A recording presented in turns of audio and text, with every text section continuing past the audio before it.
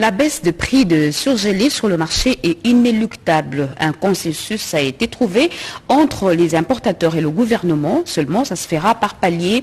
Dans un premier temps, la baisse est convenue de 30%. Le procès verbal entre les deux parties a été signé ce matin à l'hôtel du gouvernement par le ministre de l'économie nationale Jean-Marie Kalumba Youma en présence de son collègue du commerce extérieur Jean-Lucien Boussa. Guilain Kassou.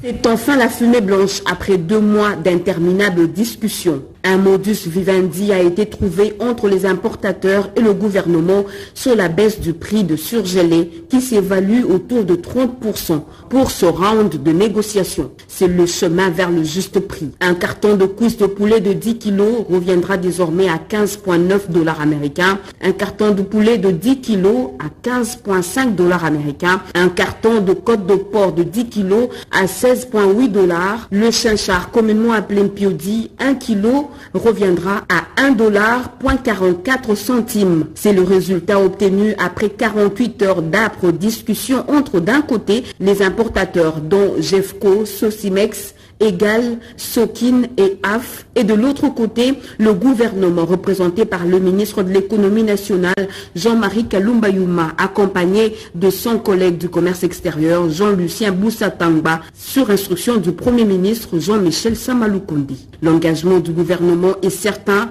la détermination du ministre de l'économie toujours renouvelée pour que la population vive le peuple d'abord. La population peut retenir que nous avons trouvé un consensus après 2 mois de discussions. Tout à fait, on fait un effort pour approcher le pouvoir d'achat de la population. Ça n'a pas été facile. On peut apaiser la population. Le chemin est long, mais les pas de...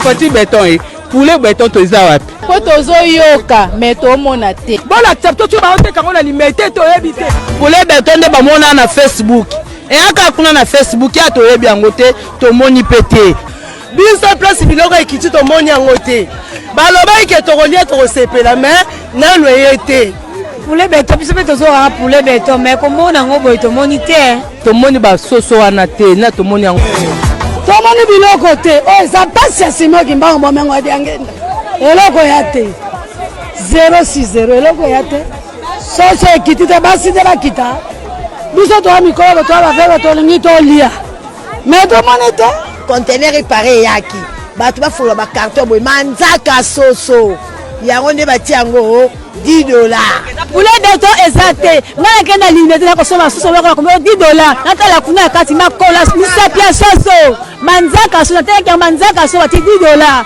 tout ça $10 ezana yango te ezate ba kosa biso ezate osi eza $43 akina weza oganga abio ya fati akosi biloko na bashamba faji ezate bawa o ezate ndeni soso mati boye ekita tomoni yango te soto o to mona oyo $24.5 tolia kaba biloko ezaka presa kabila biloko nende toyebi yango negala pas ça eloko mo to ezate netinga na lela kazo lela yazong na lela kazo azonga po boye moye ate poulet béton oyo zoloba na ngana ebika na lokute oui 4000 parce que on opération on dit césarienne ba kabole boye ils sont keboye oh keboye césarienne 4000 sili bolé bongo otona pété ate batika lokuta bolo bana to makamba bosolo poto koma tula na wende likola soto adi nzala plus nzala égal nzala muneno za ba stress muneno za santé normale te ta mudako mo kwa ngulwa mindele boye ese santé muto za kabo et un stress ndezo vimbisa tout passer l'équipe désolé asuka désolé